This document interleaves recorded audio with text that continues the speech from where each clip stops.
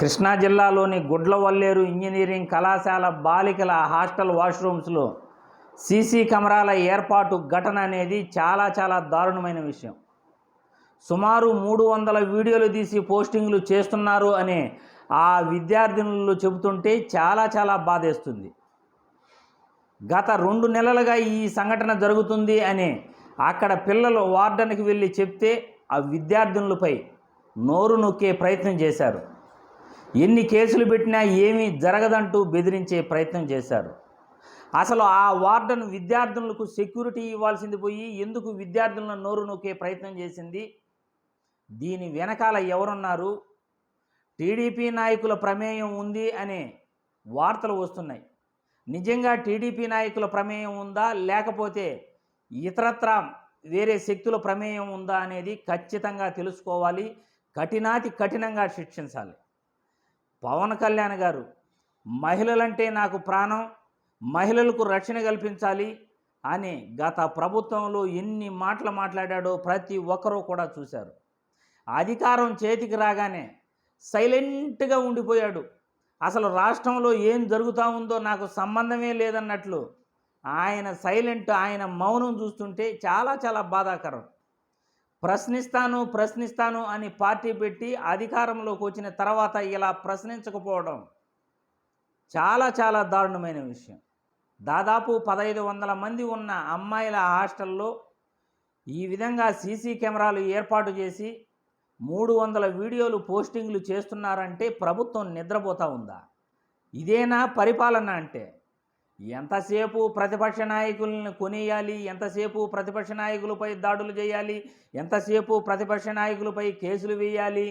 ఈ గత 2 నెలలుగా కూడా ఇదే వ్యవహారంతో చంద్రబాబు నాయుడు గారు, పవన్ కళ్యాణ్ గారు పరిపాలన పూర్తిగా మర్చిపోయారు. అసలు పరిపాలన గురించి పట్టించుకున్న నాదుడే లేదు. కూటమి ప్రభుత్వం అధికారంలోకి వచ్చిన తర్వాత ఎంతసేపు హత్యలు, దాడులు, వివిధ రకాల సంఘటనలతో రాష్ట్రం సర్వనాశనం అవుతూ ఉంది. విద్యా వ్యవస్థ, వైద్య రంగం, ఆరోగ్యశ్రీ, ఫీజు రీయింబర్స్మెంటు, వాలంటీర్ వ్యవస్థ, మెడికల్ కళాశాలలు రాకపోవటం, సెల్ఫ్ ఫైనాన్స్ సీట్లు కంటిన్యూ చేయటం, ఇవన్నీ కూడా రాష్ట్ర ప్రభుత్వం పరిపాలనపై దృష్టి పెట్టట్లేదు. ఎంతసేపు ప్రతిపక్ష నాయకుల్ని లొంగదీసుకోవాలి, వాళ్ళను కొనియాలి, వాళ్ళపై దాడులు చేయాలి, వాళ్ళపై కేసులు వేయాలి, ఈ వ్యవహారం తప్పితే చంద్రబాబు నాయుడుకు పరిపాలన పైన ఒక్క రవ్వ కూడా మక్కువ లేదు, ఇంట్రెస్ట్ లేనే లేదు.